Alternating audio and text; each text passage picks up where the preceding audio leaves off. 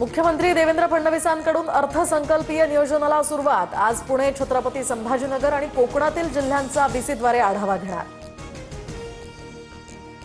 पुणे जिल्हा नियोजन समितीची बैठक सुरू। पुण्याच्या पालकमंत्री सुनेत्रा पवार व्हीसीद्वारे बैठकीला उपस्थित। अजितदादांच्या निधनानंतर पुणे जिल्हा नियोजनची ही पहिलीच बैठक। एनसीपीच्या पॉलिटिकल कन्सल्टन्सीवरून रोहित पवारांकडून सवाल उपस्थित। कॉन्ट्रॅक्ट रद्द करण्यासाठी अजितदादांची बैठक झाल्याचाही दावा। 2 हॉकर्स विमानांची खरेदी तर 6 ते 7 महिन्यांपूर्वी हा व्यवहार झाल्याचा आरोप। रोहित पवारांनी मांडलेले मुद्दे फडणवीसांनी स्वतः तपासावेत। मृत्यूचं राजकारण करू नये ही उडवाउडवीची उत्तरं संजय राऊतांचा निशाणा।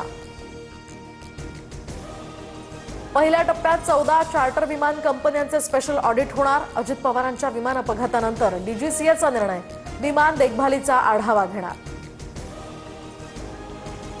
ज्यांना धोतर नीट नेसता येत नाही ते काय आम्हाला अक्कल शिकवणार। संजय राऊतांची भगतसिंह कोश्यारींवर टीका तर राज ठाकरे मोदींना जास्तच घाबरलेत असं वक्तव्य कोश्यारींनी केलं होतं। निवडणुकीत महायुतीकडून पैशाचा महापूर येऊन सुद्धा निष्ठेची भिंत तोडता आली नाही। उरण रायगडच्या नवनिर्वाचित नगरसेवकांच्या भेटीदरम्यान मातोश्रीवर ठाकरेंचा हल्लाबोल।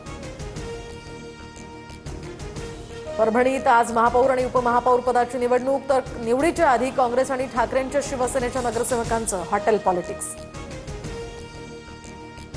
धाराशिव जिल्हा परिषदेच्या सत्ता स्थापनेसाठी मुंबईमध्ये हालचाली। राष्ट्रवादी, शिवसेना आणि भाजपचे 35 सदस्य मुंबईच्या सहलीवर।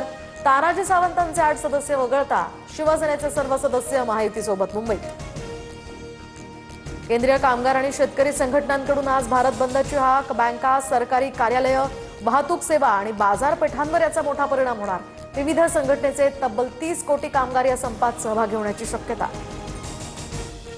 ठाण्यामध्ये बांगलादेशी नागरिकांविरोधात भाजप आक्रमक। नगरसेविका मृणाल पेंडसेंकडून मार्केट परिसरात पाहणी। बांगलादेशी नागरिकांना ठाण्यातनं हाकलून लावणार, पेंडसेंचा इशारा। मुंबईतील वाहतूक कोंडीचे पडसाद जिल्हा नियोजन समितीच्या बैठकीत उमटले। पार्किंग धोरण कधी येणार, आमदार मिलिंद नार्वेकरांच्या बैठकीत विचारणा।